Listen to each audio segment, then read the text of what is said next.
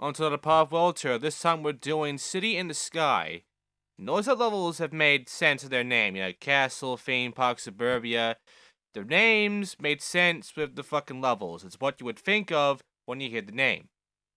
When you hear City in the Sky, do you think of like a rooftop sort of level or like floating buildings? Or do you think this fucking place? Cause this is not what I thought. And I'm betting you anything it's not what a lot of you thought. I'm pretty sure a lot of you thought way, way differently than this. Are you just going to sit there? A floating island, maybe that would make sense, but a city in the sky, no. Now the bosses for this one, in order to get into the transmitters or the ancient gates of the sanctuary, is a Venus and a gear robot. Okay, so first of all, I'm gonna say this right now, level design for this fucking place is just nonsense. In all honesty, it's nonsense. I've tried understanding this place. It's not easy. It's just a complete fucking mess. And it's really difficult to really even understand where to go for a lot of the shit you have to do. Like where all the items are and such. Or how to even get to them. It becomes a problem.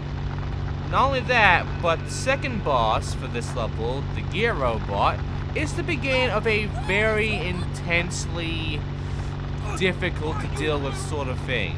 Now, you've seen the fucking hot one in, like, the theme park. You've seen how bad, like, that heart that was breathing fire was. Well, now we're getting into how you're supposed to really fight these assholes with, like, flame abilities. Because the fucking gear robot is the same deal. So you can't go head on, but you have to hit him. And the only way to hit him is to go head on with a fucking flip. So how do you deal with the gear robot? Especially when you got a whole bunch of shit like, you know, walls in front of you and such. Well, the problem of dealing with the fucking gear robot is, in order to take care of him, you have to wrap around him until he does his attack. At that point, you can then attack him by spinning very sharply into him. The problem is, you have to guess where the fuck he is, because he moves. That means he can be anywhere in this little spot as you're circling around him, avoiding his fire. And not only that, his fire has a long fucking box of range. It is very easy to touch just a little bit of that box and take a shit ton of damage from it.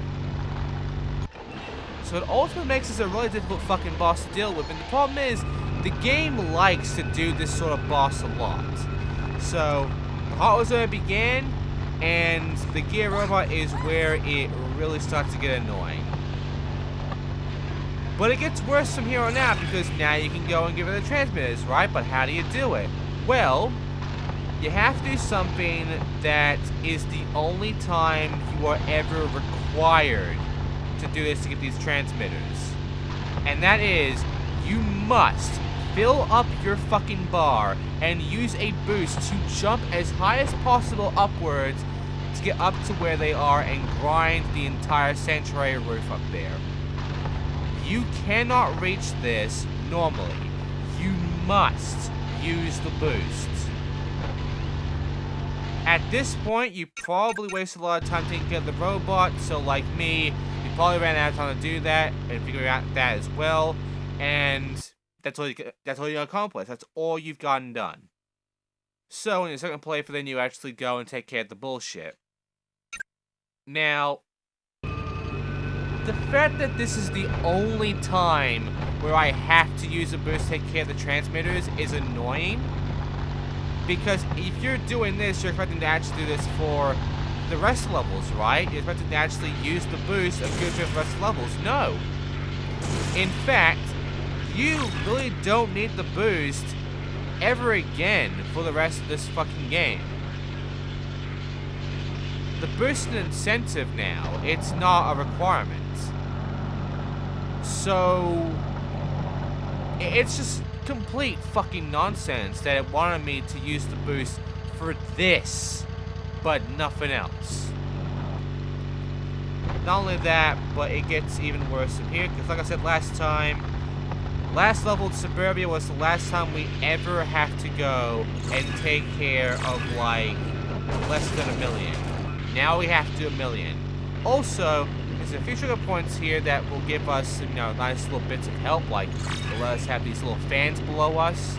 But again, there's no reason to actually trigger a lot of these spots, and for me, I didn't know you could trigger these spots. Walkthroughs never show that I can... That's strange. Walkthroughs never show that I can actually go and trigger these little areas in order to get more of the level. And there's no hint for doing that either. So, I checked the video, by the way, for this fucking level. I checked.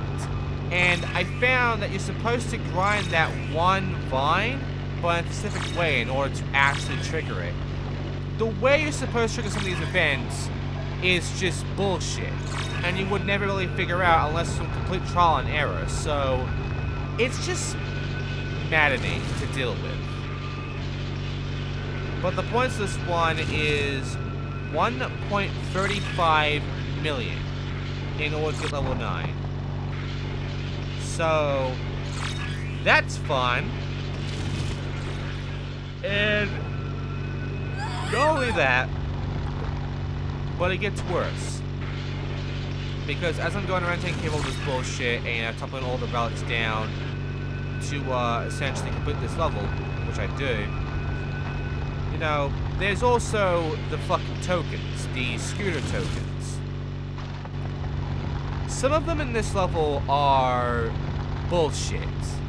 They are in specific grinds that require you to get to very high places and to grind for a good amount of time. But not only that, but also to grind specific spots to get to those grinds in order to get your tokens. So, it becomes a little bit awkward, actually a lot awkward to actually grab these fucking tokens when you have to figure out the very way of getting them, which isn't easy, it isn't fun, and it's really stupid. And the CDs here are the same. This whirlwind thing here, by the way, makes little sense. Like, right there, doing that one grind that way activated the first windmill. How? Now, here, there's a switch. Just kidding, there's not. I just grind here and it activates. The way the windmill thing works doesn't make any real sense. The first windmill you saw there, like the second one, sort of, I grind past it. Maybe I just pushed it. The other one, though, how did I activate that? I wasn't really anywhere near that and it activated. It doesn't make any sense. And the logic that the game gives you is just nonsense.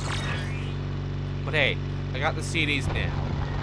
And now we get into, like, the real obnoxious shit, which is the score. Because after I have the manual here, which cuts into a specific manual like that one right there, the manual knows handstands. There you go. Now, I can go and do the fucking score shit. Which, as I told you, is over 1 million. So, I have to get some pretty big score in less than 3 minutes. So enjoy the score, because after this, I'll go ahead and take care of the token that I'm missing, which requires me to go for a specific grind that, you know, you wouldn't ever really go for, and, you know, doesn't really have much to go for. Well, I essentially give you some of the did you knows of this game. So, here's some of them. You can trigger hundreds of events throughout the game. Some may be a required level objective, like knocking down a radio tower, but there are many others for you to find. If your tournament is full, you can perform the 6 tricks, a set of high-scoring moves that require a lot of skill to perform, which they don't really, but they are our fucking special moves. There are over 80 tricks for you to master. You have all those tricks from the get-go, really. There's nothing to even modify at all, so great. Use manuals to connect grinds and air combos. Use slides to connect manuals to grinds to air combos and back to manuals. I don't use the slide mechanic. It is useless, honestly. But to perform them, it's just like pressing right and then left, followed by circle. So you go like left, right, circle, like that. It's a weird combination of button prompts and doesn't really work that well. And yeah, completing all justice in the level 1 at the bonus level. So we've done everything now, except collect the token, which I'm about to do right now. Now, press select button to activate the boss lock-on camera. I didn't know that until just now from reading this. The thing is, lock-on isn't going to help you much because the movement in this game is so weird that by locking the camera, it actually makes it harder to control anything. It becomes a lot more awkward, to say the least. So I don't think locking the camera on the boss is going to do much for me. And yeah, you either attack them by hitting them with his trick or slide move. Which, you're better off doing the fucking trick, honestly, because you have to go left, right, or right, left, and then circle to take care of the slide move thing. Which means you have to get a certain way in order to actually accurately hit with it. So, not a good thing there. Also, we're now doing the race. You know, there are 3 types of attack. Learning how to deal with each type will make fighting bosses much easier, especially the later ones, which is blast attacks, projectiles, and spread attacks. And, yeah, there are also fast plants and nose hops, which increase distance covered by a jump, which is, you know, press up once or press up twice. And I have done that, and it has not been making much difference on the jumps at all. So it's just kind of stupid. And yeah, there you go. Now let's see who we unlocked. I cannot go! Not yet!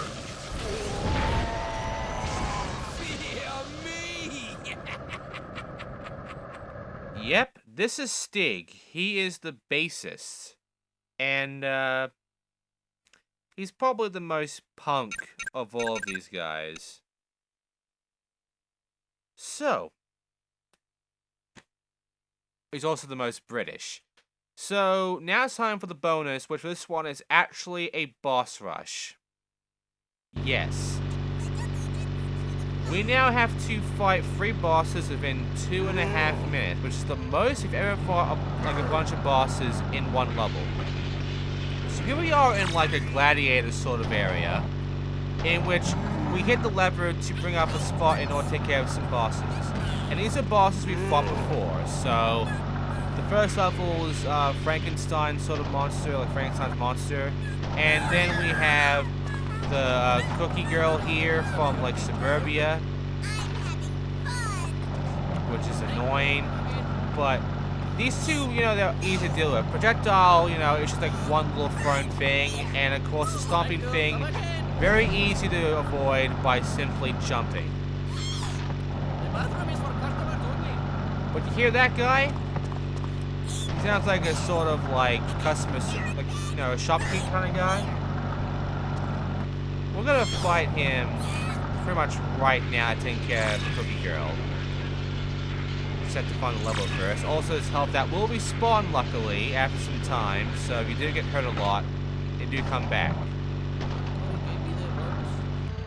Right, so the boss here, the final one, this guy. I don't think we've actually fought this guy before. I'm pretty sure he is sort of new to us. though he might actually be the second levels or second level bosses. So yeah, take care of all of them within 2.5 minutes, and that's it. So yeah, that's the bosses. That's the boss rush. And we'll be going for another one very soon, which is much harder than this one. It's actually really retarded how bad this gets. Okay, so that's it for this part. We've unlocked Stig, we've taken care of the city in the sky. Makes no sense on that, but there you go. I'll get it next time. And we can now play as Stig, and also we have Vixen's clothes. So, You know it. let's begin with Stig. Can't touch this. Okay, so let's see our scooter as well. We now have a new scooter, which here are some color schemes, including for the Model 4. And now, here's our new scooter, Scooter 5, which, as you can see, is still worse than Scooter 3. Okay, so next time we'll be doing the subway. Thanks for watching, I'll see you next time.